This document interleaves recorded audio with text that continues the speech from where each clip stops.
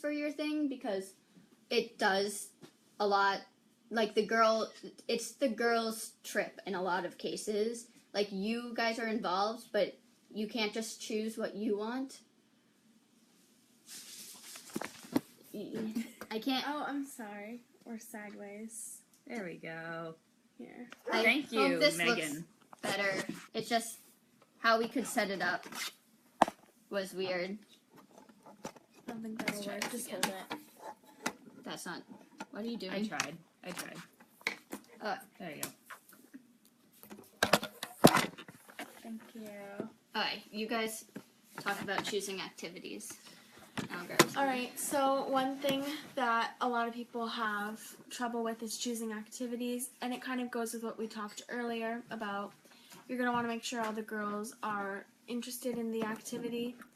So, for example, like, if all of your girls are really into art, try and do something to get a badge in art, for example. And also, you're going to want to make sure if the girls have different interests, one week you'll do something with art, maybe next week something with, like, engineering, if some girls like engineering. So even if all the girls are different in some similar way, you can always make sure that they'll be able to do something they like, but also learn something new. Yeah, and at the younger age, it's more about, again, like asking, maybe at the beginning of the year, you go around the table and ask, what's one thing you want to do this year? And some girls will be like, I want to paint, I want to go camping and stuff. And then, like, as a troop, maybe see, like, what's attainable and what's not. Sorry, I'm out. And then, like, see what can you do to reach everyone's, and if you can't reach everyone's, maybe what's, sorry,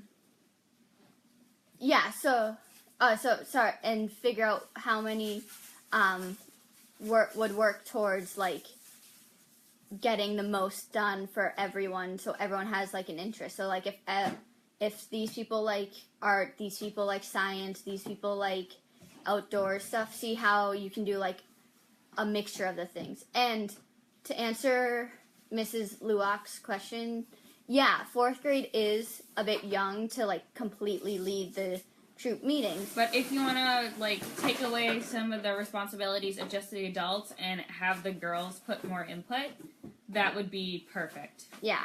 Yeah, and also it does depend a little bit on, like, experience. Like, if all of your girls have been doing Girl Scouts since Daisies, they kind of know how a lot of things work, so they could run, like, meetings, like the opening ceremonies, they could run very easily.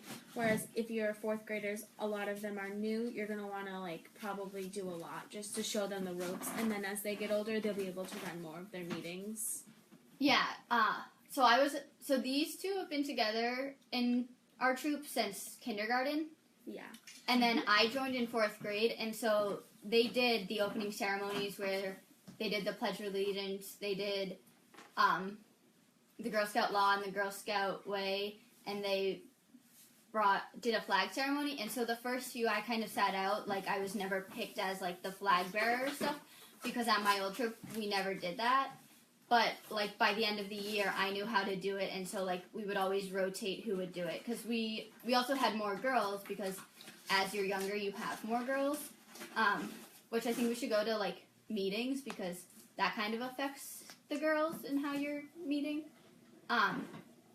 So, my old troop that I was in from 1st grade to 3rd grade disbanded because people were doing sports, or they moved, so they just couldn't do it anymore.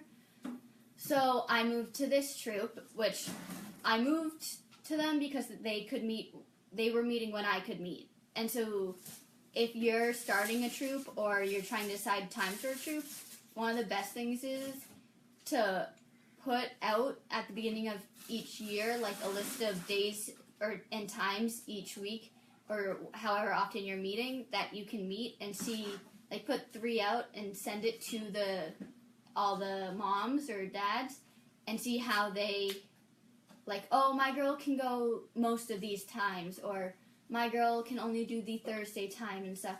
And so from there, see if, like, Thursdays is the most popular, or, like, any day is the most popular, choose that day. And then if someone, like, can never meet, then see if there's maybe another troop out there that can meet that day. So they're meeting new girls, and so they might be kind of upset, but like at least they're still in it. Yeah.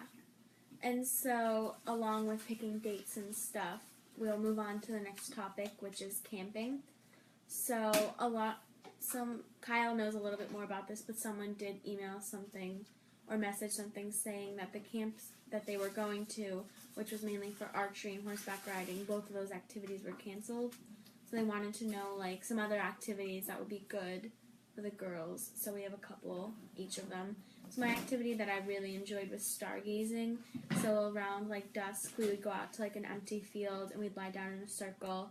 And, like, we would try to, like, call bats where, like, we'd all go in a circle and we each clap once, and, like, bats would fly over, and that was really cool. And then also, by the time you're done, like, doing the bat calling, it would be, like, dark out, so you could see all the constellations and stars, which is really cool, especially if you live, like, in the city. You don't really get to have that experience, so that was really, really fun.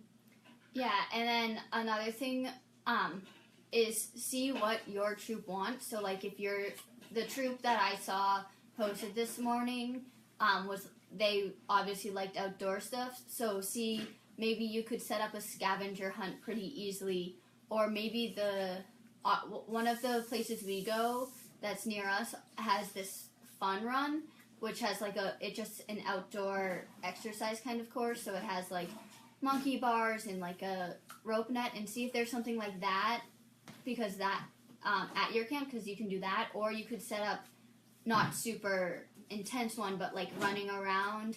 You can probably download clues like in this tree or in that blah blah blah, and so that will kind of help, because it seems like those girls were very active versus maybe my troop really likes cooking.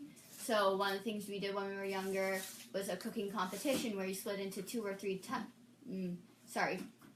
teams, and you kind of give them like a box like on Chopped, and are like, make a dessert or make our entree for the dinner, or make a snack. And so they get to still do stuff, but it's new and different, because you're not going to usually do that at home where you're like, here's ingredients, have fun. So I think that's kind of fun. Yeah. And Sarah, do you have anything fun with camping? What was your favorite activity? Well, honestly, my favorite camping activity is the campfires. I've always loved, like, building the fires and all the things you can do around it. Like, you could make tons of different desserts besides just s'mores, like eclairs, blueberry muffins. What's another thing we made? Like, the cake. We made cake one year for her mom's birthday. Mm-hmm. Happy birthday, Mrs. Boucher. Your birthday was like this yesterday or something. Yeah. So we made cake for her, and you just want to see what you can do. And we know it's last minute, and see what you can do on that, and definitely consult the girls. Like, send out, we can't do these. Does anyone have a few suggestions? Put in a list, and then like do it quickly. So like by like Tuesday night, you're sending it back out. These are our list of like options. Does anyone have a preference of like their top 2 or 3, so that the girls still feel involved? Because obviously they were involved in choosing that they wanted to do archery and horseback riding. And so you're planning this last minute, but sometimes you're also planning the meetings last minute. I know sometimes at the beginning of the year you go in and you have like your info meeting the first week, and you're like, hi everyone, this is what we want to do this year, blah blah blah. But then the second week you're like, oh, we haven't set it all up yet, what should we do? So I'd really look into like, what do you have? Like, if you're meeting at a Girl Scout house or your house, like, you probably have some sort of stuff for craft, or you can very quickly run to like a grocery store and pick up paper. So crafting, and then also maybe if you have a backyard or an outdoor space, I know we used to do like at the beginning of the year we always did like active or outdoors ones, because they were more like running around, and so you want to do that, and it kind of got us out. And then at the end we would do something more connected. Yeah, and a lot of it, you can do a lot of stuff that gets badges without planning it like months or even weeks in advance. Like a lot of there's like a crafty badge where like you can make a craft using household items. Like you can make a sit-upon with just some duct tape and a newspaper, and that could get you a badge.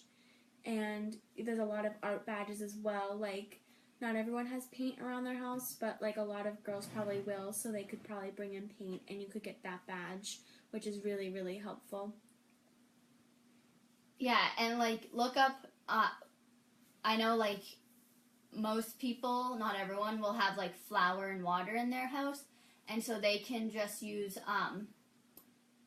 that and some newspaper or any paper and make paper mache.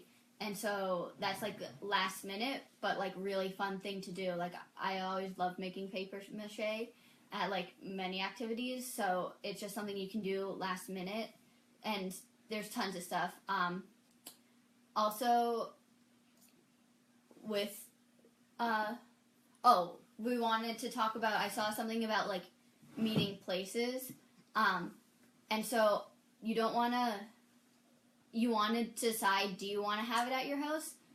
Does your town have somewhere you can have it? When we were younger, a lot of troops met at their elementary schools, or we have a Girl Scout house. Or I know someone told me they met at a Boys and Girls Club, and so you just want to see what you can do. At this point, we're meeting often at houses just because it's easy. Like, this is my house. We meet at Sarah's house a lot, or Meg's house. But when you're younger and there's 20 girls, maybe you want to meet somewhere else where the adults are away from their other kids, so they're more dedicated to this because they are running it at that time. Like a rec center or something. Yeah. But at our age, if like Mrs. Boucher needs to help her other kids with homework, or my mom needs to run my brother somewhere, we can still hold the meeting. Like, my mom's here, but she's out doing stuff. And so it's more helpful when you get older to have it wherever you want. But as a younger troop, I definitely choose someplace where you can, like, everyone's not distracted by, like, oh, this person's house or this. Like, you have a centralized, nice location that you can focus in. Yeah. And so then, after you find your location, you're going to want to try and figure out when you can meet. So when the girls are younger, usually you would just contact through email with the parents and see what their schedule is like. But as you get older, this like becomes very much more difficult because high school students are doing clubs or college applications. So once they get older, like we have a group chat, and every like week we'll say, I'm busy this day and this day. And then we'll find like a good time to meet that's good for all of us, which is really, really helpful. Yeah. And so we just got a question from Mrs. Foreman, I believe. Yes. What is it that kept you active and involved? So for me, it was all of the fun trips. Like we went camping. We would go to Maine sometimes to go camping. And I remember one time we stayed in this really pretty house after we raised all the money. And that was really cool, so we did a bunch of nature walks and stuff, and I would have never gotten that opportunity if I didn't stay in Girl Scouts. And also, like, every girl in my troop is, like, a really good friend, so that's another good reason to stay as well. We're birthday buddies. Yeah. Can't relate. Different time of year. So I actually just wrote my college essay on this, and so at first when you get to middle school, especially in our town, there's kind of a pressure to not do Girl Scouts anymore because it's considered lame and uncool. And so I was kind of like, oh, I don't want to do it. I don't want to be the weirdo. I want to have, like, friends. But I realized, like, if they're going to judge you so much, like, they're not your friends. Because, like, I was having really fun in Girl Scouts. And at that point, my mom was the leader. So, like, she was like, you have to at least come to the, like, first year of meetings in middle school. So I went, and I was just like, this is so much fun. It went down from like 16 to 20 girls down to 5, and so obviously like you get closer, and if more like we always were like, oh, do you want to come join? Like I always tried to get friends to do it, and sometimes they would come and decide stay for a little while and then leave. And like we did a lot of fun stuff. Like Meg mentioned going to the house in New Hampshire, and we did an outdoors course in ziplining, which I love to do. Like, that's one of my favorite things about Girl Scouts is doing that stuff. Like, when I go to Girl Scout camp, I do those programs. I don't do canoeing.